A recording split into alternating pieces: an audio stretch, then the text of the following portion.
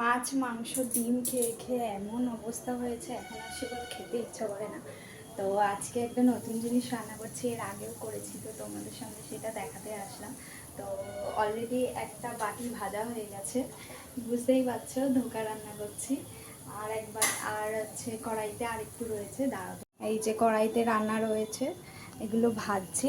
এগুলো তোমরা জানো অনেকেই যে গরম জলে ভিজিয়ে তারপরে হচ্ছে রেখে দিয়ে তারপরে কড়াইয়ের মধ্যে নাড়িয়ে বরফি মতো আবার থালার মধ্যে রেখে বরফি মতো কেটে তারপরে ভাজছে। আমি এখানে আর কড়াইতে নাড়াই না, একবারে গরম জল দিয়ে মানে পেস্ট করে ওটা ডাইরেক্ট তেলের মধ্যে দিয়ে ভেজে ভেজে এরকম বড়ার মতো করে করি।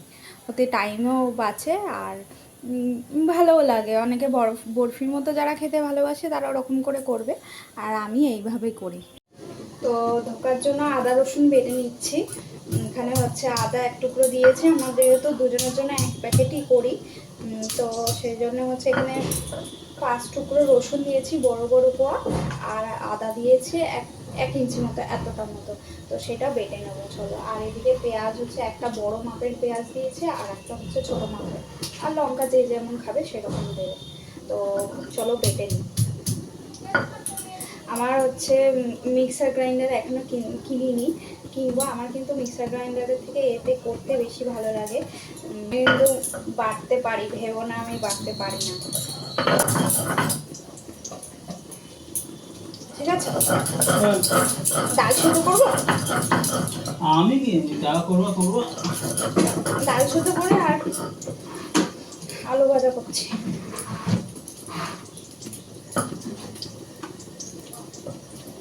এতক্ষণ ধরে কি করছিলে তুমি?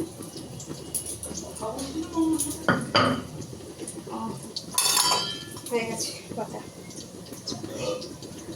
পাখা চালি না। আর ওই নিচে বোতলে জল আছে।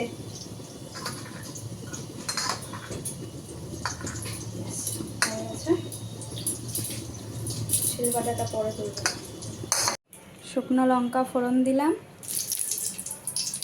আর এদিকে হচ্ছে জিরে ফোড়ন দিলাম। হয়ে গেছে, এবার পেঁয়াজটা দিয়ে গ্যাসটা কমিয়ে।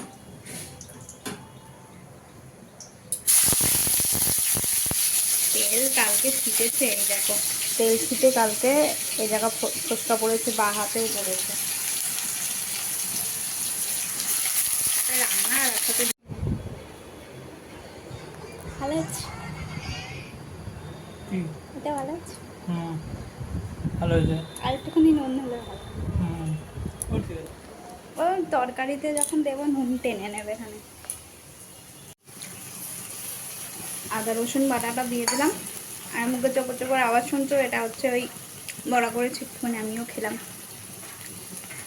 ধনে গুঁড়ো আর হলুদ গুঁড়ো দিয়েছি, দিয়ে একটু নাড়িয়ে নেব। এর মধ্যে হচ্ছে আদা রসুন দিয়ে ভালো করে মানে হচ্ছে একটুখানি ভাজা ভাজা মতো করে নিয়েছি, গন্ধটা যাতে হচ্ছে না বেরোয়। তারপরে এই গুঁড়োগুলো দিয়েছি, দিয়ে একটু নাড়িয়ে নিই, একটু জলও দিয়ে। লাল লঙ্কা দিয়েছি, আর এই লঙ্কাগুলো ছিঁড়ে দিয়েছি। এই লঙ্কাগুলো দেখতে এরকম মানে হলেও লঙ্কাগুলোর মারাত্মক ঝাল। লঙ্কাগুলো কিনে এনেছে ঠিকই, কিন্তু হচ্ছে মানে ভীষণ ভীষণ ঝাল, ওই জন্য হচ্ছে বেটে দিলাম না। একটুখানি কষাই, হালকা আছে, অল্প একটু গ্যাস বাড়িয়ে দিই। আছে অনেক লেট হয়ে গেছে, এরকম ভিডিও করতে করতে রান্না করলে অনেক লেট হয়ে যায়, 11টা বাজে অলরেডি। কেচাপ দিয়েছি, দিয়ে এবার একটু কষিয়ে জল দিয়ে দেবো। এবার একটু নুন দিয়ে দেবো,